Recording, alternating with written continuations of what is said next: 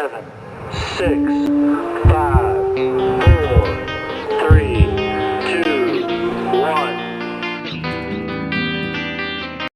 Welcome to another episode of Some Real Shit Podcast. I am your host, Stacy, and I'm here with Joseph Leonard, or will be here with Joseph Leonard, who is the author of Terror Strikes, coming to a theater near you, and also he just wrote a new book. So Joseph is here to talk about that new book. Good morning, Joseph. Good morning. How are you? I'm good. Well, it's actually good afternoon for me. Right, exactly. So I was just giving you an intro to the your older book, and now you've just started a newer book. And so we're here to kind of talk about a little bit about your journey with this new book, because you wrote it so quickly, and which I'm surprised, because I have my book and I'm taking forever and a day to write mine. Yeah, well, you were a big part of how I was able to write it so quickly, and we'll get into that. I gave you the blueprint because I had so many questions. Yeah. So do you so tell us a little bit about your background, and just for people who haven't watched the two shows that we had, because you've been on 2 episodes. Yes, you've been so gracious to me, and I really appreciate this third bite at the apple, as they would say. No, it's awesome. I love having you on the show. We can talk forever. Yeah, well, yeah, for anyone who hasn't seen those other ones, I'm Joseph M. Leonard. It looks like Leonard, but it's not French. It's Leonard, but with no O in it, Lenard. And I have to use my middle initial M because there's a Joseph Leonard that's an author out of North Carolina, whereas I am in the Detroit, Michigan area, a southern suburb. Most of my working background has been in information technology, but I've been writing my entire life, including music, poetry, short stories, novels. But Terror Strikes Coming Soon to a City Near You, despite having all those other copyrights, was my first internationally published book.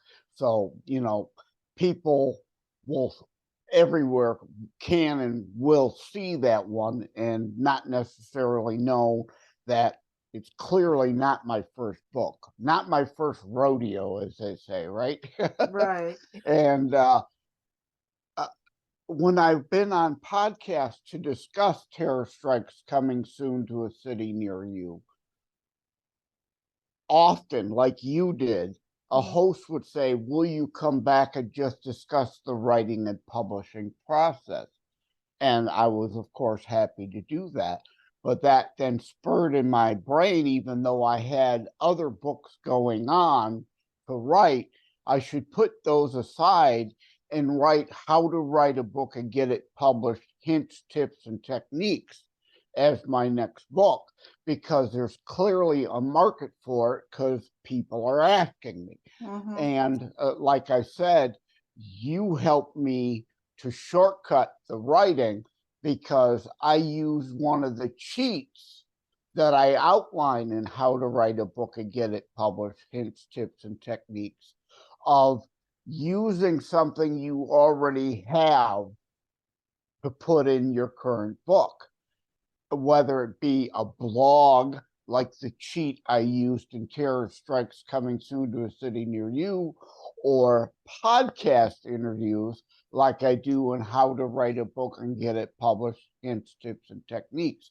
I was able to take the podcast with you and 3 others, have them transcribed, and therefore I already had questions and my answers that I then cut and pasted sections of those interviews into the chapters that then dealt with those topics. I'm going to turn around here, not to turn my back on the video, but I want to grab my table of contents here and outline It opens with a foreword about the book, about the author, and a for starters kind of continue to what the book's about and why I wrote it. And then the first thing, your story outline, a table of contents outline chapter, a research chapter, a character development chapter, scene development, deadlines and contracts, publishing options, outsourcing, forward outline, editing, formatting and typesetting, cover design, which is very important because people do judge your book by its cover. If you don't grab them with your cover, you're not selling any books. Marketing, like we're doing right now, right? After you've released your book, you ain't done. Yeah, exactly. You're just starting a new phase. And then even a chapter on reviews, just to touch on it, how to start getting some, what to expect from them. You're bound to get some negative Nellies out there. Not everybody's going to like you personally, so they may attack you personally rather than your book, or they may not like your style of writing. You've got to learn to take that in stride. If you've got thin skin, don't go there. You don't even bother to look at reviews. But unless you have dozens of people all saying the same thing, unless they're clear, again, ad hominem personal attacks about you, don't worry about them. Right. But if dozens of people say the same thing, then you may want to learn from them for your next book. And then there's a behind the book and an afterward. So I felt it probably important to go through that table of contents to give everyone an overview of what is in how to write a book and get it published, hints, tips, and techniques. So I share my journey of bringing Terror Strikes Coming Soon to a City Near You to international publishing journey with you so that you can, if you're a writer and aspiring to become published, maybe improve your writing a bit, like with the character development, scene development chapters, whether you're writing a fiction book, a nonfiction book, a self-help book, a memoir, whatever. This book can help you bring that to the world and share what you have in you with others, because there is a market for everything. There are other how to write a book and get it published on Amazon specifically, books in general. But those are narrow focused books of how to just put something on Amazon, supposedly for free, but like I go into and how to write a book and get it published, hints, tips, and techniques. It isn't really free. You're paying other people for other things already. So you may as well, in my opinion, put that money into an assisted publishing firm, as I call them, rather than just self-publishing. So those are narrow focused. I wanted a bigger book, but again, not too big so that it wouldn't cost a lot. I could still price it like those other books, but you get so much more value for your money with my book as opposed to their narrow focused books. So, Joseph, do you consider yourself an entrepreneur at this point? Because you have to, do you actually just consider yourself an entrepreneur? Well, I suppose in some sense of the word, any published author is to a degree an entrepreneur.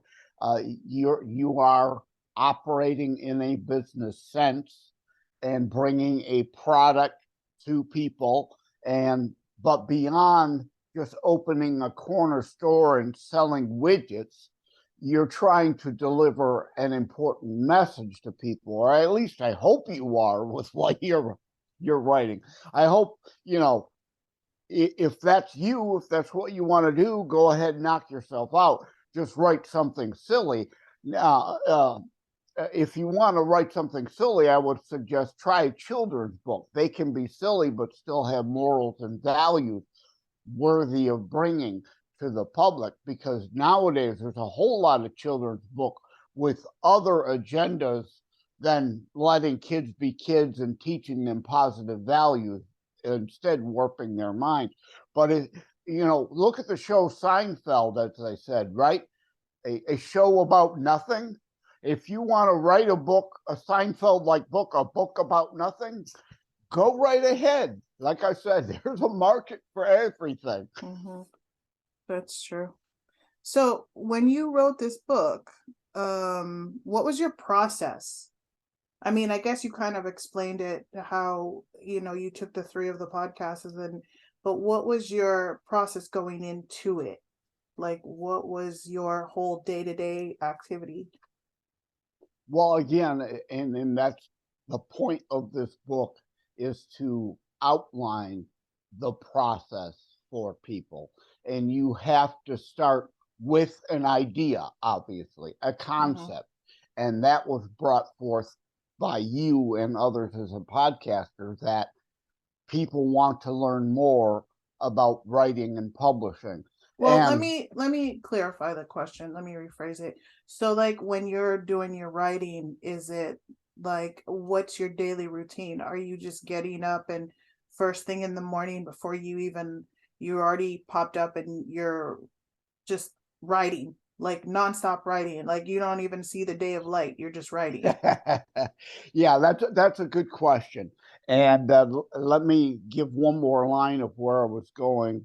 Gotcha. Before you rephrase the question, because this book is also for not just aspiring writers who want to become published, but anybody that's curious about behind the scenes of what writers do, what they go through to become published. Now, as for like my writing process itself, I go into this in the book. It's going to be different for everybody, obviously. I've been on Social Security disability since 2004. I have a myriad of health issues. So I'm not able to work a regular, 9 to 5 or 3 to 11 or a midnight shift job. So for me, the process is simple. Whenever I'm inspired, any time of the morning, noon, or night, I can just sit in front of the computer and let the words flow. That's not going to work for most people, obviously, but that is my process. For most people, and I do go into this and how to write a book and get it published, hints, tips, and techniques. One of the hints or tips is to, wherever you are and you get an inspiration, dig out your smartphone. And if you don't have a smartphone, carry a small pad of paper and a pen with you to jot things down. But with a smartphone, have an email app on your phone and email yourself an email. And in the body, use your speech to text, your Siri or your Google Assistant or whatever, to dictate what you're hearing in your head needs to be said in your book. Dictate that into an email and send it to yourself. Now, speech to text, AI isn't perfect. You're going to have some wrong words in there. You're going to have atrocious punctuation, especially if you say a name, it may put the wrong name in so you'll have things then you'll have to clean up from that. But while the inspiration hit you, you'll have gotten it down so you don't forget it. And when you have the time to sit down, you have something that you've pre-made that came to you as an inspiration to then cut and paste into either your story outline or a chapter if you're further along in the process. But the first step is to do a detailed story outline that I'll eventually go into in the book. The very chapter called your story outline. Mm-hmm. But yeah, once you cut and paste something you've dictated, you start to clean it up. That is likely to trigger additional inspiration. So you're not sitting down cold in front of a computer or grabbing a yellow pad of paper. And I suggest, if you like to write it out by hand, that you still do it in Microsoft Word from the get-go, because you eventually have to get it from your paper to digital form to submit to the publisher. So you may as well start right from the start doing that. And that's an obvious hint in the book. So clean up your inspiration that will inspire other things at whatever designated set aside time you have for writing your book, rather than sitting down cold at the computer. There may be days that you do that. If you haven't dictated something that came to you as an inspiration before, and you say, okay, I'm going to sit down and write every Saturday between noon and 6 p.m. All right, for whatever, just as a out of thin air example. If you dictated yourself something on Wednesday, you grab that, you clean it up, it'll inspire more things. But if you sitting down cold at the computer, that's obviously the worst way to do it. But if you set aside that time, keep that time, maintain I don't want to say habit, but a schedule, right? Maintain that schedule, that commitment that you made to this process. And perhaps if you're just staring at the blank page, you need to go back to your story outline. That's the point of doing it, rereading through it, and then hopefully something of your story outline then says, okay, let me expound upon that. Now, I can do that without having to think too much, or expounding upon something you already have in there, which again, then is likely to trigger more inspiration. Wow. I'm taking notes. Don't think I'm not listening. You don't have to take notes now. You've got the book to be able to have with all this information in there. Well, yeah, I have the Terror Strikes book, so now I'm gonna have to get the other book too. Yeah. So yeah, I could put those together and see, like, compare the two and be like, okay, I see where he was going with this part and with this part. And you raise I don't mean to interrupt you, but you raise an important point. And I say this in How to Write a Book and Get It Published, hints, tips, and techniques. If you don't have a copy of Terror Strikes Coming Soon to a City Near You, after you've read How to Write a Book and Get It Published, hints, tips, and techniques, I suggest, and this isn't just a motivation to try to make more sales for Terror Strikes, but I suggest you do buy a copy of Terror Strikes and read it, because you get to then see what I'm suggesting in the How to Write a Book, how I applied it practically in my Terror Strikes book. Yeah. Right? Plus, you've read Terror Strikes. You know it's about Martin, who sets out to write his own book on terrorism. So Terror Strikes itself has a set of hints, tips, and techniques of how to write within it based on following Martin. Yeah. So there's a value to actually considering these companion pieces. Oh yeah, definitely it is. What was your biggest obstacle? Oh, money. Everybody's biggest obstacle. Right, because HarperCollins was not interested in signing me as one of their, up and coming authors and willing to put their money behind my books. So I had to put my own money behind my books through the assisted publishing methodology.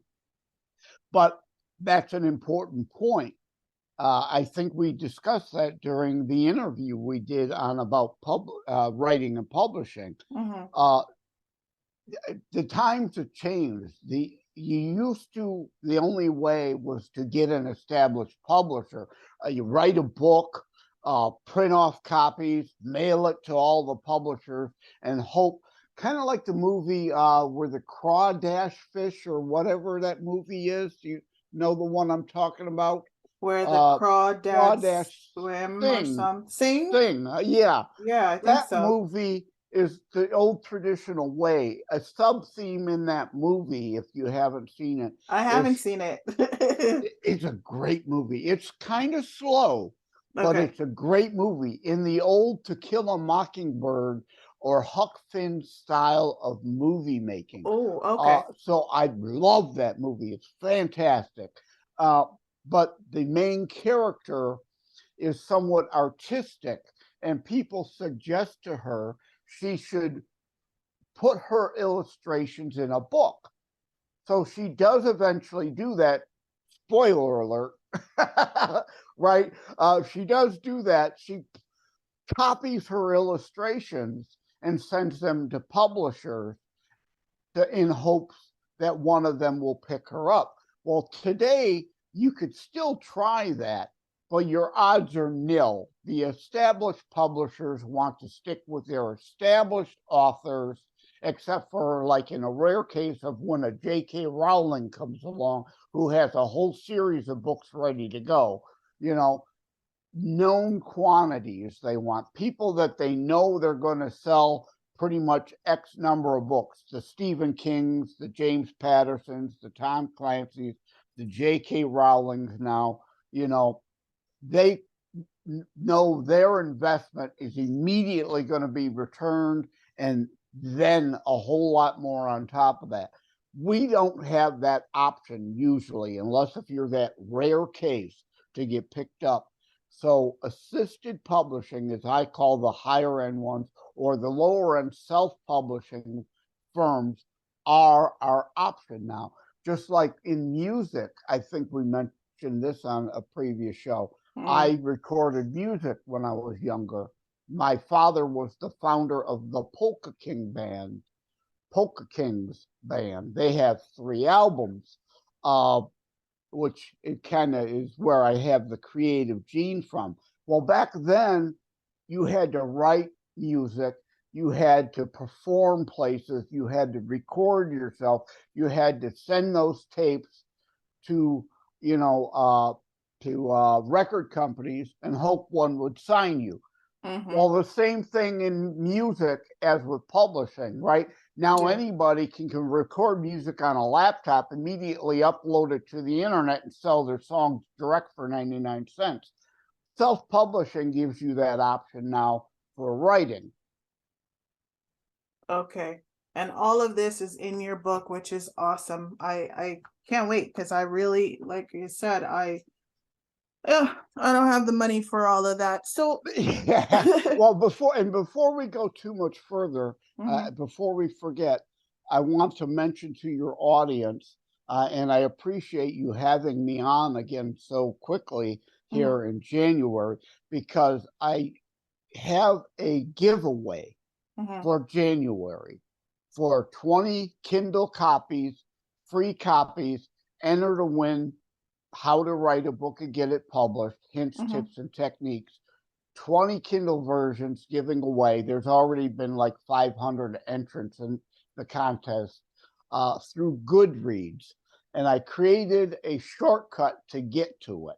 You could go to tinyurl.com/Goodreads giveaway 2023. So again, that's tinyurl.com/Goodreads giveaway 2023. Of course, all one word run together there. So you can enter to win a free copy. And this is only through only Kindle? through get only Kindle copies, yeah, and only through Goodreads. I'm a hardback person. And the hardback cover is only $9.99. It's not much more. The Kindle is $4.99. The hardback, not hardback, the soft copy, because again, that's that's something I didn't discuss in the book, but I would think it's intuitive and common sense. A soft copy is obviously less expensive than a hardcover.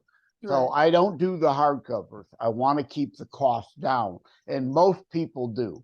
Just like Stephen King's and that, again, that they've got the extra money and they're printing in bulk, that they can print hard copies that it doesn't cost that much more to do. And a lot of their fans, just have traditional hard copies, so they buy their hard copy. But yeah, the soft copy is of course a way of keeping the cost of the book down. And I don't really personally see much extra value in a hardcover other than the stupid paper sleeve you get with the hard copy. What are you trying to stop bullets with it, or I've seen movies that actually have done that, remember? Yeah. That's a good one.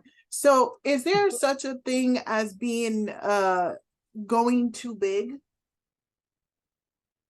I suppose so. Again, I mean, there's a market for everything. And if you've got the next War and Peace 600-page book in you, go for it. But remember, especially with today's economy and money being tight, that cost to your customer then is reflected in the size of that book. It's going to be a $40 book, as opposed to like with Terror Strikes Coming Soon to a City Near You. I think we discussed this.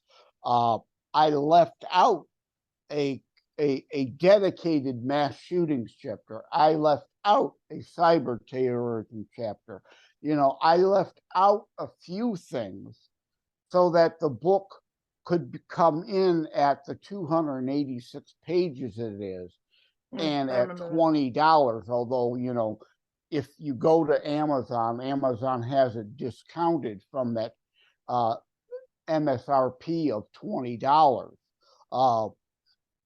as opposed to a $30 list price. I wanted to keep that price down for the reader, and why I put an introduction section in Terror Strikes Coming Soon to a City Near You that has links to other things you can find online that expound on some of the things in the book. So it's kind of like a movie DVD where you get extra materials. In Terror Strikes, you get extra links that you can go look at.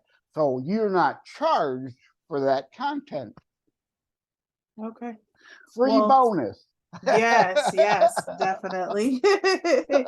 So basically, just to recap, you need to read the book first. Bottom line is you need to read the book, and this is where you're going to have to start. Make sure you have an important message. Most people aren't going to really know where to start. Although some people have been, maybe like me, have been writing their whole life, but they don't really know. Some who haven't been don't know where to start. Others kind of know where to start, but can use more structure and help with what is their next step.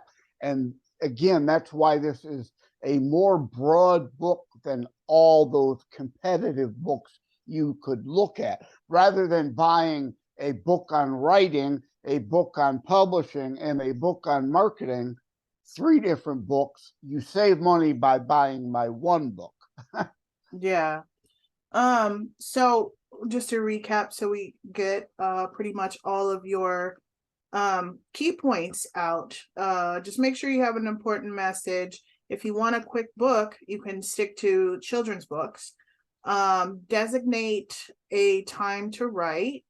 And then there was a part where you said inspired, clean up your, I kind of missed that part. Yeah. Dictate into your phone and email to yourself. If you're at the local store, if you're driving, please pull off to the side of the road to do that, of course. if you're at dinner, excuse yourself to the bathroom, whatever, dictate at that point your inspiration in an email to yourself, then cut and paste it and clean it up and then go from there. Yeah. That's kind of like what I do with the podcast. It's like when I have a thought, I write it, but like you said, when you write it, then now you got tons of papers everywhere. So I kept a little notebook so that way I can, find the notebook. But when it comes down to the book, I keep Google Docs on there and I hit that marker so that way I can always, have the recording, send it to the text to the Google Docs and stuff. But just so we can, get the recap of where to get your book and where to get the free enter into the contest to get the free Kindle. Go ahead and give us that information before we close out. Now again, I'll give my general website again, of course. Okay. josephmleonard.us. All right, and you could see it there, and there's information on entering the contest there too. Terrorstrikes.info. There's a page dedicated to the new book too. You can get information there. You could go to goodreads.com under browse the giveaways, but again, it's just easier than having to remember any and all that to write down tinyurl.com/Goodreads giveaway 2023 to get right to the page and be able to enter. As far as buying the book itself, now like Terror Strikes coming soon to a city near you, I have terrorstrikes.info website. I'm selling copies of that book direct, autograph copies, free shipping included, to as long as it's a U.S. address. And I will give your audience, if you use promo code INSIDER at checkout, 20% off the $20 list price. Plus, again, free shipping, whereas you're not going to get free shipping unless if you're an Amazon Prime member, like through Amazon. But of course, Amazon, you can find both books there. It may take a little more time because we're coming out of the holidays. It was supposed to be released on the 15th. There were delays. It didn't get on the system until the 29th of December. So it may take another week or two for it to start to show up at Barnes and Noble or Apple Books and, the other out of the way places, but it is definitely available on Amazon right now. I never got a autograph copy. I'm just saying. I never got an autograph copy. And now that you said that, I feel kind of cheated because I was like, I never got an autograph copy. I ordered mine through Amazon. Right. I try to tell people that all the time. I mean, that's great. I mean, you may save a little more money if Amazon has it marked down. It all depends. Amazon is funny. It all depends on when you catch them. If immediately when this show hits the air, 20 people go to Amazon, the price is going to go up because they're seeing an immediate hit on the book and increased demand. So it might go back to $20. But if you hit it at an odd time, you might get it for as low as $10.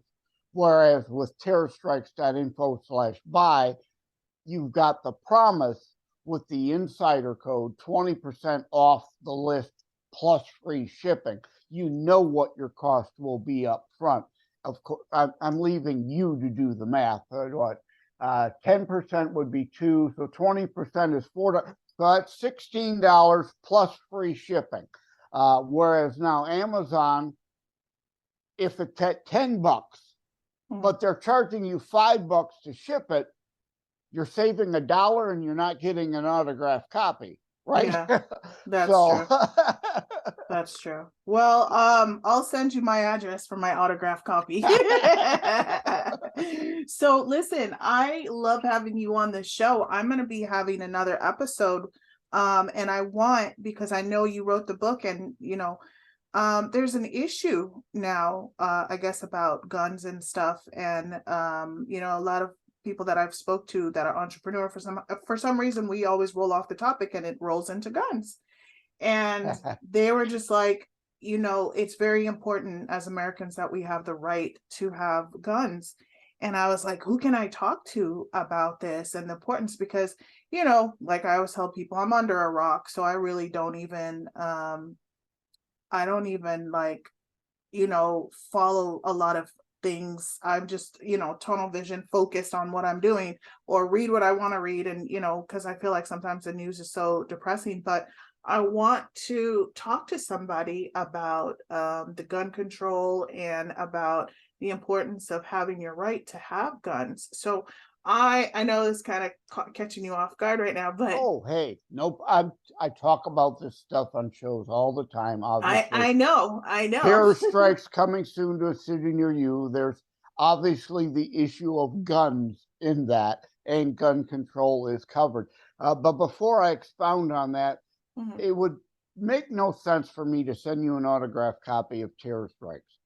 But since I'm not selling copies of how to write a book and get it published, hints, tips, and techniques direct, I don't have books lying around other than 5 proof copies.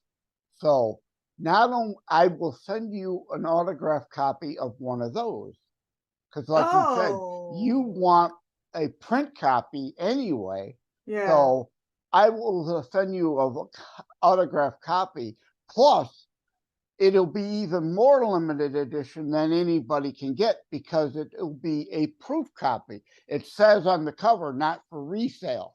It's a proof copy. So you'll have one of only 5 that exist on the planet. How about that? Oh my God, I feel so honored. But yeah, as for guns, I'm on 15 different social media platforms, and a lot of the discussion, now obviously to promote the books, I do that, but a lot of the discussion, I've been involved in politics since 1978. I'm on my 6th decade of being involved in politics. I turned 60 now, so obviously I didn't get involved in politics coming out of the womb. 1978, I got involved. So there was only 2 years that decade, and we're only into the 3rd year of this decade, but 6 decades. And gun control failure is one of my pet peeves. Ooh, okay, let's do it. I will Yeah. email you and we will talk about our next schedule. And I just want to get everybody like excited, and everybody's going to want to know, well, what does this have to do with entrepreneur? It's your right to protect your business too. And that's why, and which is funny, because when I started this whole thing, I never wanted to carry guns until, like, you start being in the world and you're like, yeah, I need a gun. So I want to talk to someone about it. Yeah, 2 quick things on that. You're right to go there, to protect your business. Terror strikes coming soon to a city near you. It's not just about terrorism. Sub-theme, general crime. It's on the rise. Look at your news every day. These raids on businesses to loot them in broad daylight while they're open. They're not breaking in the middle of the night to loot them anymore. You need to be able to protect yourself. And the second quick point, mass shooting deaths. And I think we discussed this the first show that we had together.